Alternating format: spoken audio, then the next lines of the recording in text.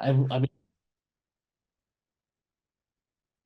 Cool. I'll do a short intro. I'm Cynthia Ko, the Executive Director of Operation Code. If you're watching this and you missed the live version, you missed all the fun. I'm kidding. Welcome to April's Tech Workshop with Mario Morales, who's going to be talking about data first reliability and reliability in code. We're really excited to have Mario here. Mario, take it away. I'm just going to be silent and watch our chat for any questions. all right. So again, hey, welcome everyone. My name is Mario Morales. I am currently a production engineer here at Meta, working in the network space. I've been at Meta for probably close to 4 years now, give or take a little bit of time. I am a Marine Corps veteran. I I was in the Marines for approximately, give or take a couple of months, 10 years, where I was a meteorological impact analyst, uh, mostly stationed overseas in various different aspects. And yeah, made my transition in 2018 out of the military into tech and landed eventually at Meta, working on networks at scale. All right, so today we're going to go over data first reliability, what that means, and kind of how that plays into operating at scale, and kind of what you need to think about when you think about reliability, and kind of what that goes into in sort of projects. So the first thing we have here is a great like Gen AI type of picture, one of those like ChatGPT type pictures where it says steel sharpens steel. And what this means, right? While we are in the military, is that while we can go through and be critical and kind of test ourselves physically and mentally, this kind of makes us tougher warfighters overall. But in tech, we often have to do this and have to be on this type of mind frame because there's not going to be one different functionality, one different feature that is the holy grail in a majority of senses when you talk about products in software. Uh, you are going to be developing programs, functions, features, uh, processes, services uh, in multiple different areas. And more than likely, the first time that you make something, it's not going to be the final iteration of what you make. You're going to have to build upon it. You're going to have to improve it. And you're going to have to realize that, well, the first time you made something, it might not work out as you intended, right? Like we may create a to-do app. We may create something that uh, has a specific functionality that ends up not being what we intended it to be.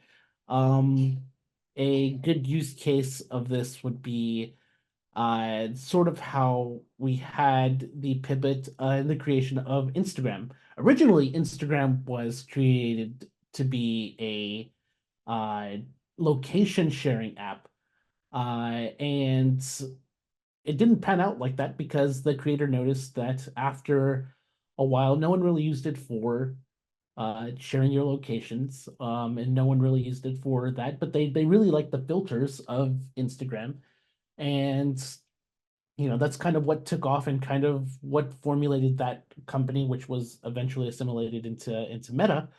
But along those timeframes, we've run into many different types of issues along Instagram infrastructure, and this is where we have to prioritize reliability as we grow in our infrastructure, as we grow in our projects, to the end that we see that we're going to improve quickly, but reliably, so that way there are no outages for people. Now, this takes a lot of different forms, and this is where we have to be very critical of ourselves, right? Still sharpening shield, and where your fellow engineers, your fellow uh, coworkers can look at your product, can assimilate the best parts into the grand plan, and work out the kinks of like what we need to change in order to move to that next stage. And what we're going to do in order to improve, we need to have a story on that. And this is kind of where data first reliability comes into play, is that we need to know before we make a change, is the thing we're going to be invested in good, right? Like, are we going to need to have a more accessible system? Are we going to need to have more uptime, more capacity? Lots of different areas to kind of improve, and knowing what to improve is part of becoming a more senior engineer and working with those higher in order to facilitate that story. So, like, doing what you can where you are with what you have is the name of the game, right? In terms of data first reliability, uh, you're always going to want metrics in order to kind of gather this insight before you make a potential change. And you're not always going to have the best tools in order to do that, right? A lot of what I suggest uh, people do, and even people are more early on in their career do, is learn a little bit of how to process data, how things like SQL work, how queries work, how to plot data. So even if you don't have an application, you don't have a bespoke system, or you don't um, subscribe to another service or a third party to like do this for you, you're able to look and you're able to gather data on your system, because regardless of what you have, there's an intent for your project. And the intent, right, is to do the thing, to solve that particular problem of your project, and really taking stock of what is counterintuitive to what's happening right now, what's kind of holding you back, and what is the thing that's kind of bottlenecking different areas of your system, of your application, is something that you should be well versed in, so that way you have that visibility going forward. If you know that you have a lot of tech debt, if you have a lot of old code, if you're using old versions of things that are slow to build, like having a knowledge of that, but having a measurable aspect of those things allow you to prioritize what you're going to act on going forward. So here we have a large net of systems, one of the systems that I kind of work on here at Meta. And now for this particular case, you see that it can be extremely complicated. I don't even know half of what are these things are named. I don't actually deal with a lot of this, but this kind of goes to show in a larger scale when you're building projects, both personal and professionally, where do you start, right?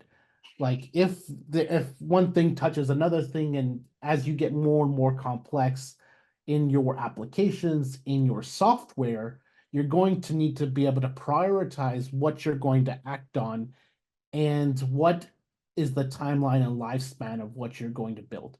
I am a proponent of deprecation first building, so always knowing how you're going to take something out of production as you're building it. The story of how to turn it off while you're turning it on allows you to seamlessly integrate other pieces of software uh, as you kind of grow in what you're doing. And this can take all sorts of forms, as personal projects or professional ventures. You're going to need to know, you're going to need to kind of compartmentalize what you're going to do, so that way your data metrics can help you build a more robust and reliable system. All right, so here we have a before and after of a diagram. of like different stages of a system that I particularly worked on. And uh, of this particular workflow, you can see holistically on the right-hand side, after the work I did, I streamlined a lot of the different stages and we did a lot of different areas and kind of deprecated. But selling the story of why this was going to be needed is something that a lot of people do not talk about, right? As software engineers in this industry, especially early on in our careers, right, we're told to build, build, build, and we don't really know why or how it affects the larger scale picture. And kind of needing to be able to sell the changes and have that bottom up culture of saying, like, hey, I want to make changes to this system because of XYZ. It's going to have this benefit, and it's going to then, provide us more capacity, less time, mean time to repair, or whatever metric is kind of important to your team and or company or the group of people that you're even working on say a personal project, uh, to kind of get it off the ground, right? Like having that stock and having that investment area is what you're going to need in order to say, like, hey, I made a change. It's not just motion. Uh, Motion doesn't equal progress, right? That's a famous quote and a famous saying. So in order for us to show progress, we need to have a corresponding metric for how we're making that change that everyone agrees on.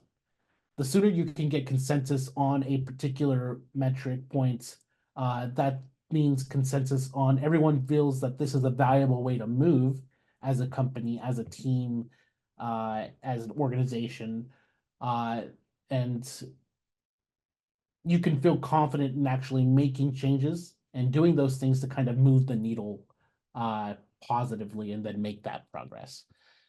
So some of the things uh, that I kind of worked on towards this particular case of like why we wanted to uh, streamline this work stream is some of the challenges that we were having in our workflows that were lack of different data points.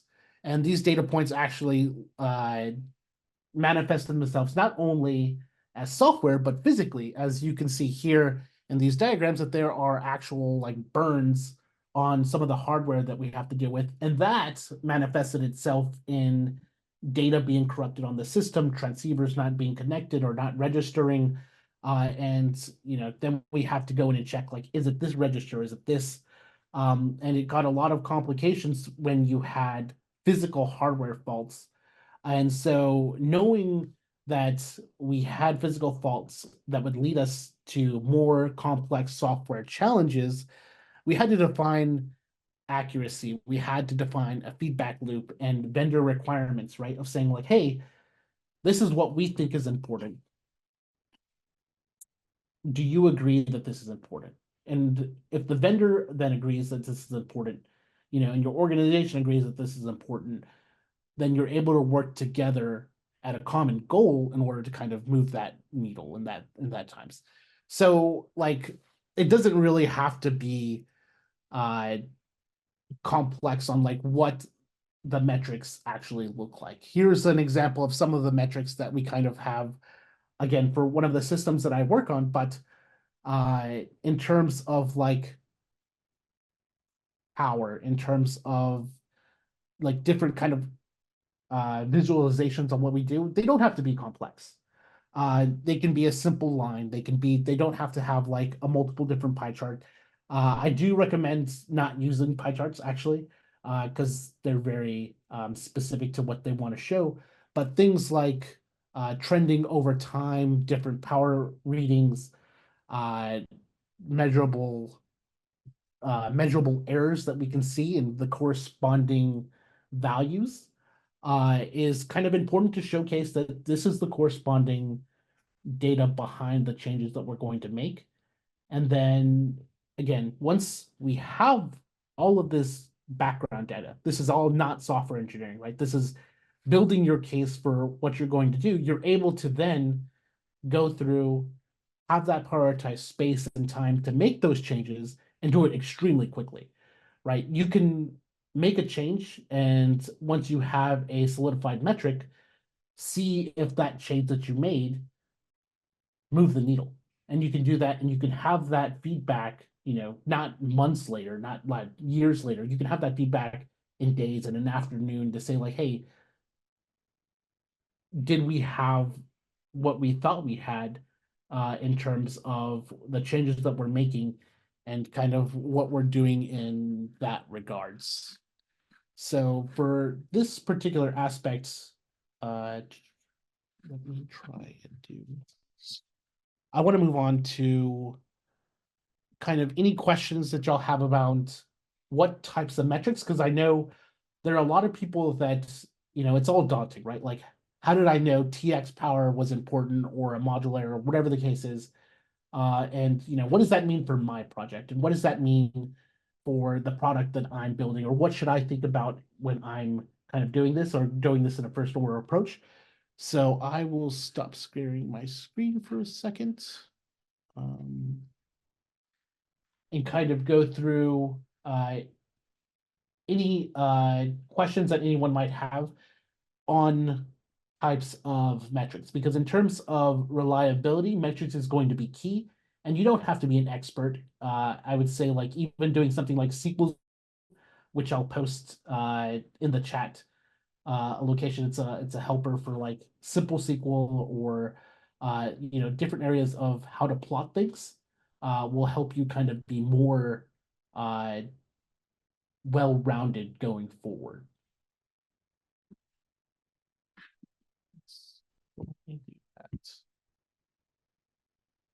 So feel free to either ask your question in the chat, and I can, if you don't want to come off mute, or you can just come off mute and talk about it.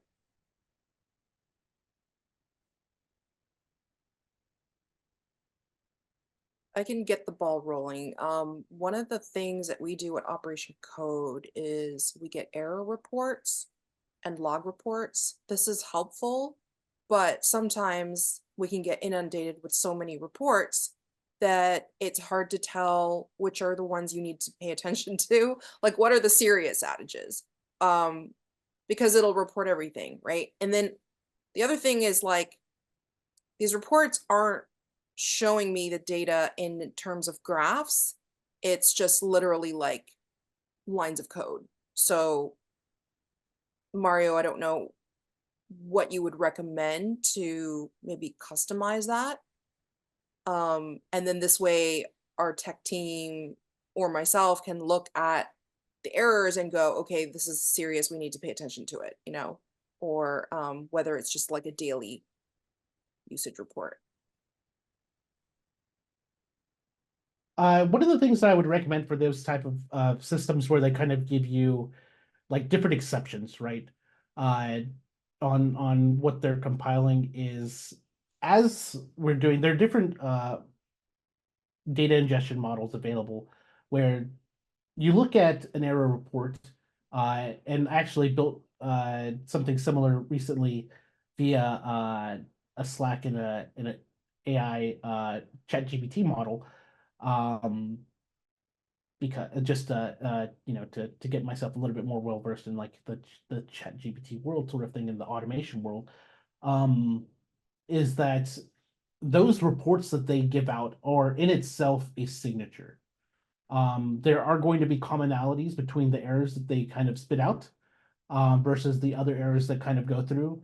And so having a data pipeline to then take those messages, analyze the commonality points or the error signature of that, and then we can plot those. They don't have to be singular data points, right? If they have a signature of nil exception pointer, whatever, or website 404, whatever the case is, like, you can see, okay, cool. I've had all of the 404 counters, and we noticed that that now that we have all of this thing kind of being ingested into a data pipeline, that the 404 errors that we have happen every day 8 a.m. So at this point, you're introducing time and a time component But you're taking those error signatures and you're not saying like, oh, this is a specific counter. You're actually using the error signature itself as a point and model in order to kind of have that. In terms of what to pay attention to, I would always suggest uh, what I call, just the top three, right? If we don't have prioritization at first, we do by volume, is what I generally suggest to do. So that way, one, it helps you personally feel like you're making progress again, because that's something that you can see, right? Like if you had 10,000 alerts yesterday, you're able to bucketize those and knock out the top three, and the first one's like 3,000, the other ones are like 500 apiece. You knock out that 3,000 one, well, you've just knocked out 30% of the entire errors that you're dealing with. And it may not have even been the most critical to your system, but if you don't know where to start, buy volume is always the easiest way, in my opinion, in order to make that progress. So that way you can start. And then at that point, you're like, okay, cool. Now that I've made this change, now that I have this, how do I make sure it doesn't happen again? And how do I make sure that the other components kind of have the visibility that I kind of needed or wanted during this process? And that's where data first reliability kind of shines, right? It says like, oh, I had this problem. I wish I had this metric, or I wish I had this insight into the system from this error. Now that you've recognized that, you can build that into all of your system. You can build that into other pieces, so that way, if that happens again in another part of the system, another part of your code, or whatever the case is, now you have that visibility and you can solve it that much more quicker.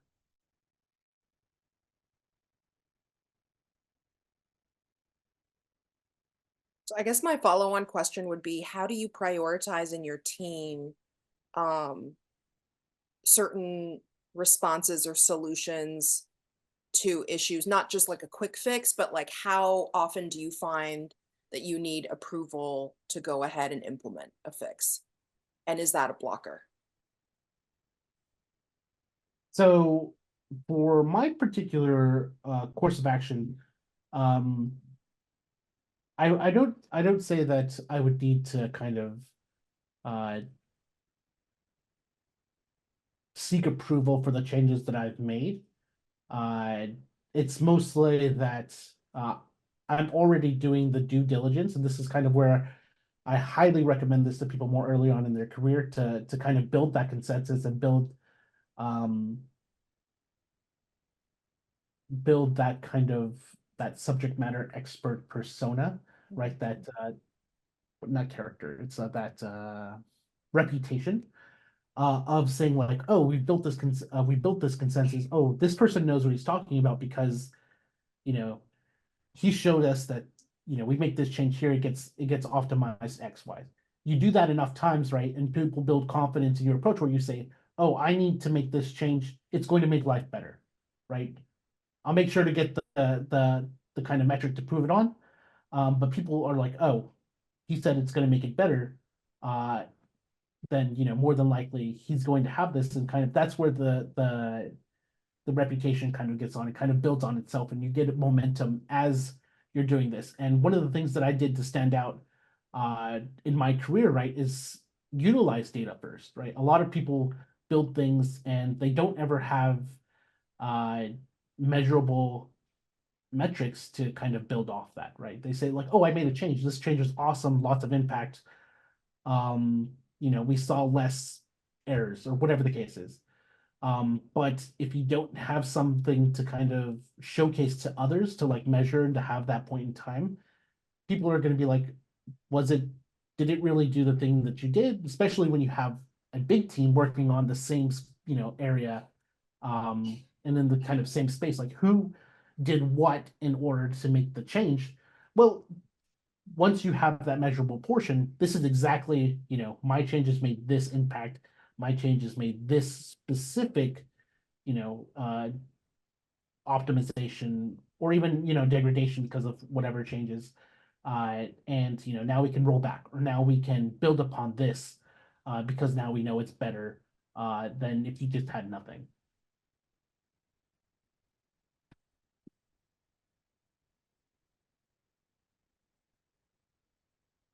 Any other questions, folks? Did anybody notice the system diagrams? How chaotic they were, and then they were like streamlined. So I think another question that came up in my mind as I'm watching some of these um illustrations or the screenshots, right, is like governance of systems and how they're um basically drafted and architect, and then like maybe you're inheriting a system that isn't well or clearly thought out and put together. So I think it's like not just fixing errors and showing data to fix those errors, but it's also like kind of proving your worth on how do you clean up and make sure that this data governance is passed on correctly to like your fellow employees. Because when you're working in a team and it's not just like a small team, you have multiple teams and multiple different time zones, I can imagine it gets pretty tricky. Oh, absolutely. So, I mean, there's always going to be, an inherited tech stack where you work, right? You're not going to come in more than likely 99.9% of the cases, unless you're starting your company from scratch, and you're just doing everything yourself, right? You're going to come into a place where someone's already worked on a system, someone's already worked on a feature or whatever the case is, and they have those specific quirks. And now this system may not be the most reliable, may not be the greatest, maybe extremely old, but that system, that program, that application, that service was built to solve a problem. Uh, Whether that was a good problem, who knows? Uh, whether it was built well, again, who knows? Uh, you kind of get in and you don't understand why the trade-offs are made where there's some of the nuances of like why is this so complex and going through this in my career, I inherited a system that was made at first to be a tactical solution to a problem. Tactical means like wasn't really well thought out. It did a thing, it solved a particular issue, and then people started building onto it in terms of how to kind of make this system better. And eventually, it grew so big to where it was kind of unwieldy, but the problem scope of what it needed to solve started to manifest itself in this feature. And so now we like, oh, it solves this specific space, but it's a horrible project to kind of work in. Like, how do you tackle those type of projects where you have to choose between making those one-up changes, making the things more efficient, versus maybe rewriting the system or making it better? Um, and a big proponent of this is again where the biggest bottlenecks are, right? Where the biggest measurable bottlenecks are going to be. I'll give you an example for uh, a CLI that we had in that I was working on. It's a open source CLI for um, our FBOSS OS, and it was built in Python. And one of the biggest challenges with this particular CLI is it was extremely slow. You would run a command on it, it would take multiple different seconds, sometimes closer to a minute to like run this thing, right? This is when someone touched this CLI, which is command line interface, to run a specific command or to see different outputs of a particular piece of hardware that we had, uh, it would be very cumbersome, right? It would be detrimental to the fact that we wouldn't be able to solve things as quickly as we were able to. And so they had to evaluate like, is it worth making these one-off changes? And at first it was. At first it was like, hey, we don't have the resources to kind of invest in rewriting this thing. But someone decided like, let's measure the time it takes. Okay, fine. Now let's measure the time that it was used in a critical situation, right? These are all things, these are all metrics that again, aren't just plots and points, right? They're a little bit more abstract, but things that you can measure and you can kind of holistically see. To say like, okay, if it was used in a site event, if it was used uh, to kind of figure out this problem, like what was the negative effect of it being run? And so they started measuring the times that would take, which we call our site events, where downtime is actually critical to like meta infrastructure. And we noticed that at critical points in time, this would cause multi-minute delays, potentially hours of delays built on each other because people are different searching for potential problems. And they were able to tie that back to a dollar amount and said like, hey, if we're able to completely rewrite this in C++, or yeah, I think it was C++, then we can save this amount of money because this is how much it's been affected in these site events. And then people got really interested in that fact. It's like, oh, it's always been the same case, right? It's slow, it's cumbersome, but in order to convince people, it's better to have something that ties to a specific priority, either saving money, more capacity, something that the organization prioritizes. So that way you can get the resources you need and the space you need in order to make the changes you want. And they ended up rewriting the entire CLI, and it was, 100 times quicker and saving a bunch of money and yada, yada, yada, tons of impact. But that all came from a head from someone saying like, and at the beginning they were having problems. Like, how do I even measure this? I don't want to keep making these one-off changes.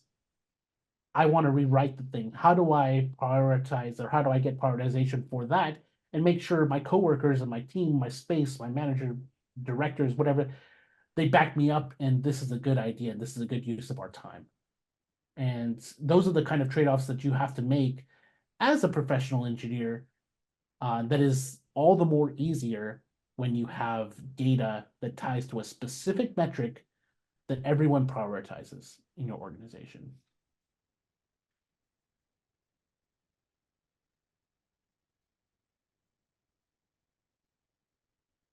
Do you have any AMA questions, folks, for Mario with like his background or his career?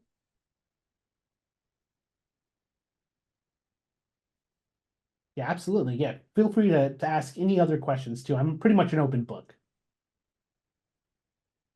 So one of the questions I hear consistently from members is, how do you level up, right? So like you might get your first tech job and you're now outgrowing that job at like 3 or 4 years in, and you want to level up. And so you're in a company where they want you to do the thing that they hired you. They don't want to move you because that means they'd have to retrain a new person or bring on a new person to replace you.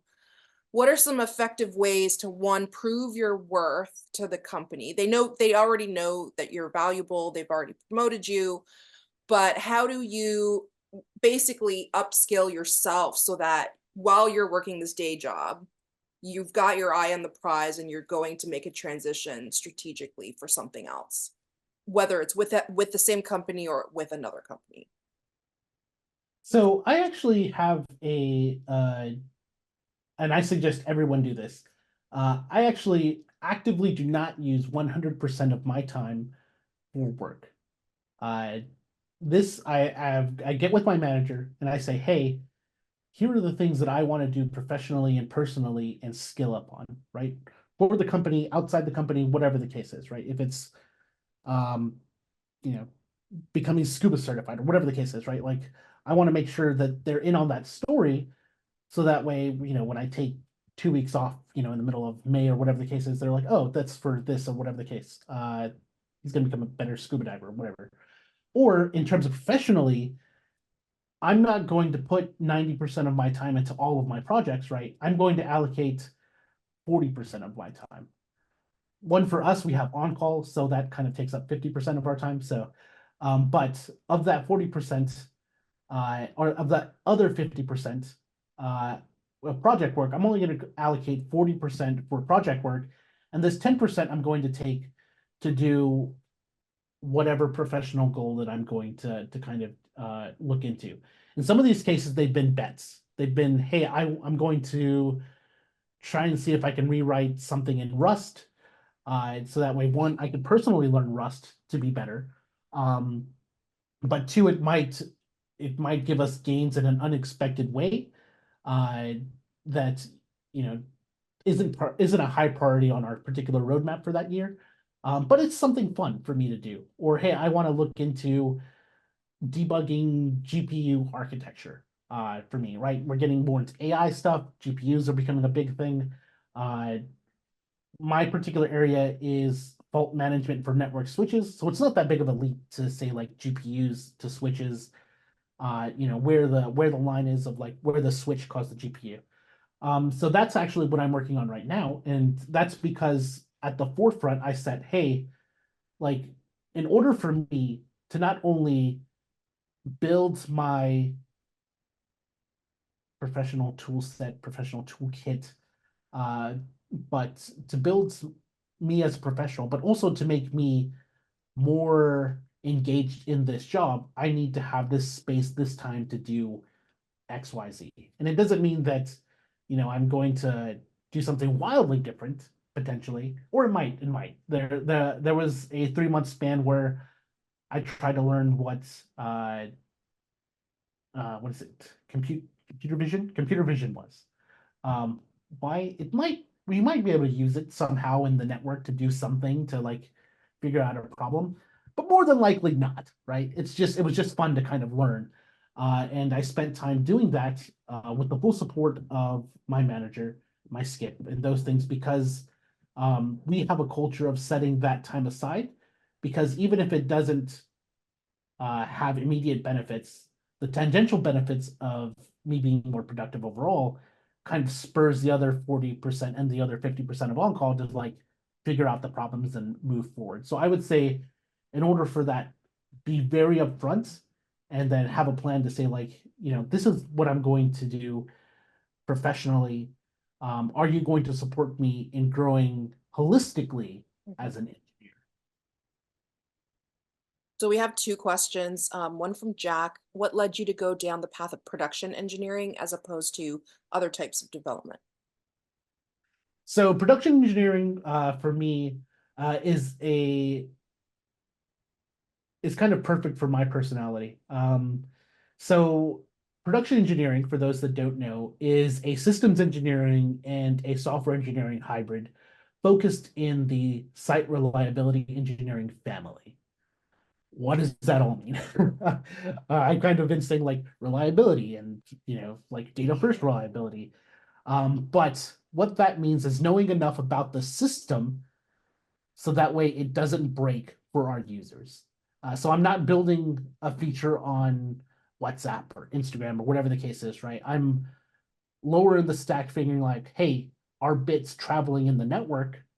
So that way we can reliably set this. And I still create software to make sure that happens, or I help with hardware and like fine tuning the reliability there. And so it's like some of my changes and some of my suggestions that are incorporated into like the hardware. It's amazing for me to see like, hey, like this hardware is this way because of me. Like we're introducing this to OCP, Open Compute Project, like open sourcing like this hardware that anybody could use around the world.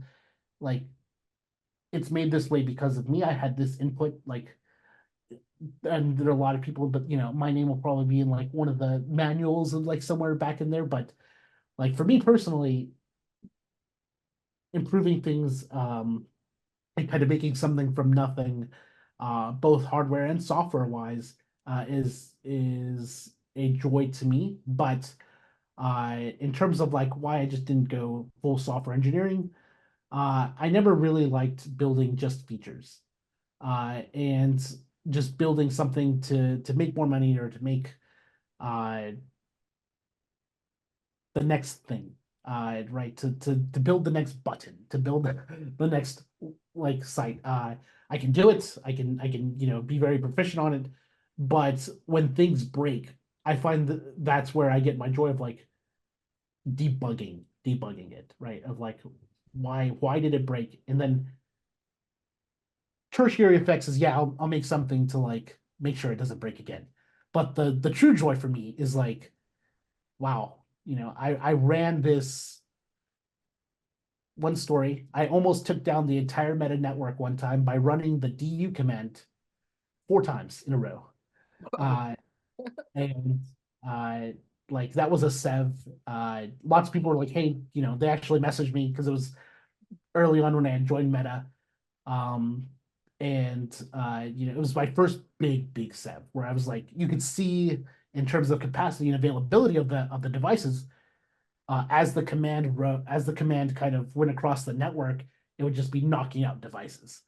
And they were like trying to stop the command from being run everywhere quickly and stuff like that. But like as it was going through, and of course, that's where I learned like, yes, it was just the du command, right? Like if y'all don't know, du command just gives you disk utilization, but it triggered a bug, uh, and that's where I learned like, yes, even the most simplest thing, right?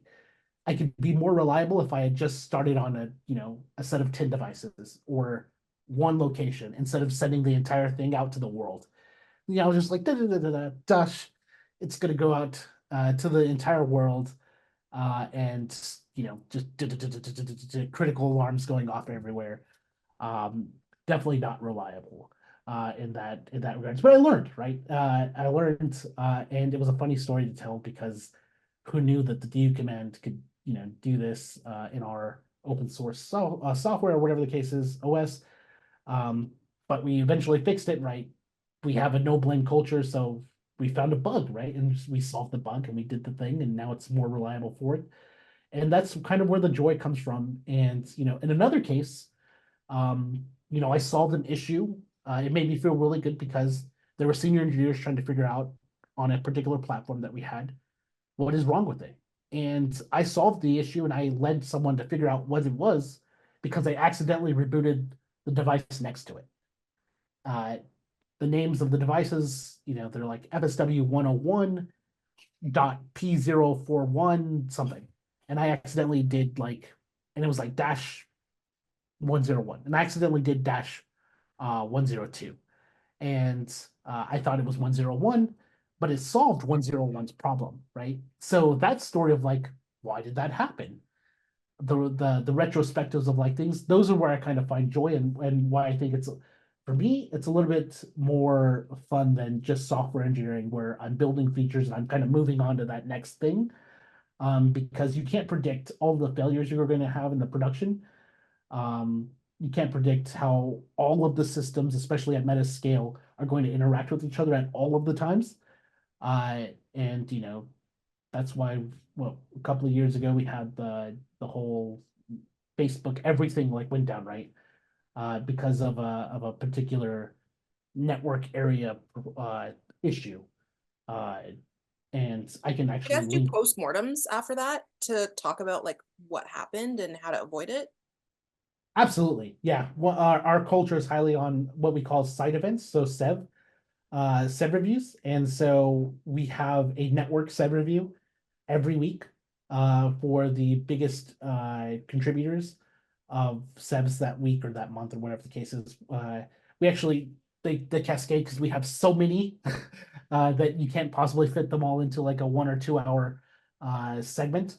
But we also have deep dives on Tuesdays where we go into one specific one and then we go like, what could we have done better? How could we have detected this quicker?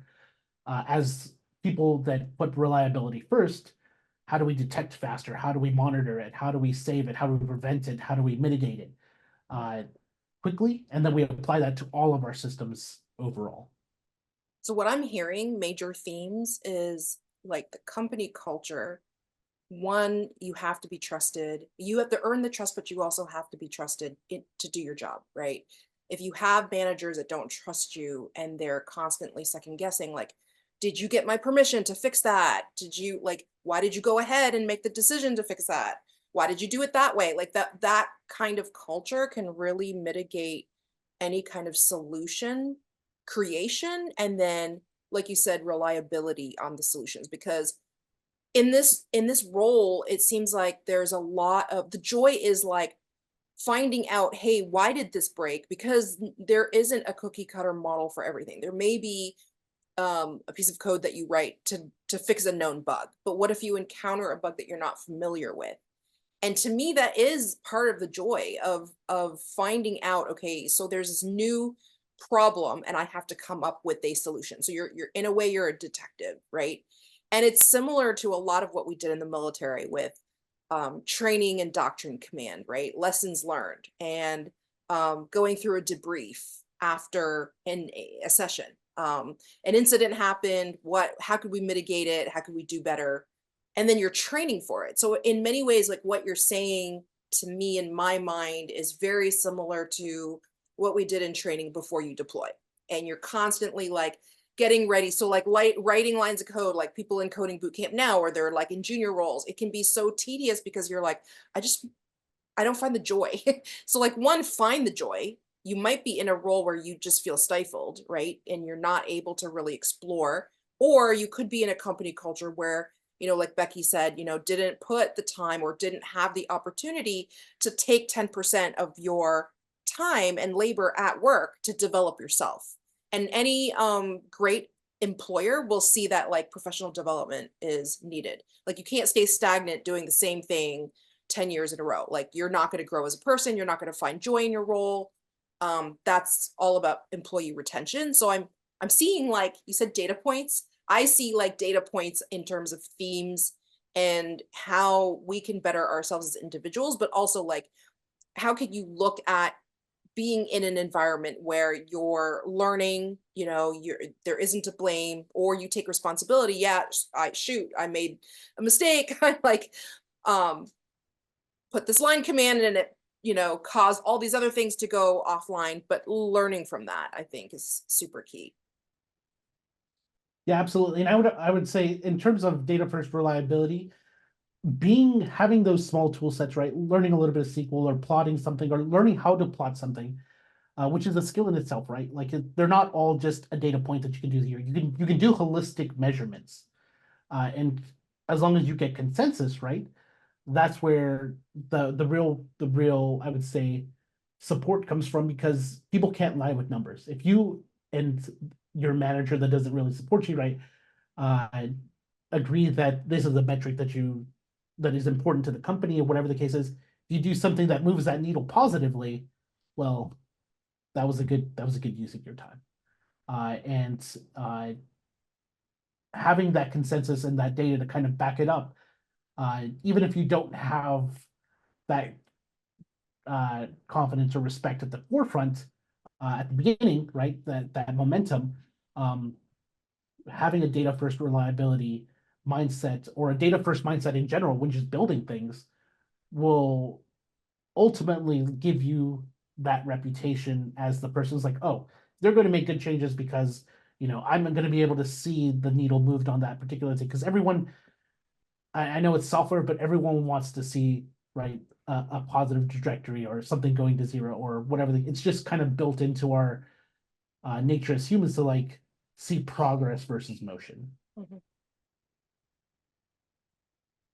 Thank you so much for being part of this workshop, guys, and thanks, Mario, for being the facilitator today. Hopefully you guys can attend the May workshop, where we'll take a lot of these themes of like, how do you take, a culture of growth? How do you look for your next role? How can you mitigate any burnout you're facing? That's a huge one right now for folks, especially when you're fixing broken things or there's a sev or you're on call. Like that can be stressful. We'll talk a bit about that in the May workshop, but thank you all for attending. Have a great night. Thank you. This was great. Bye, Thanks, all. have a great evening.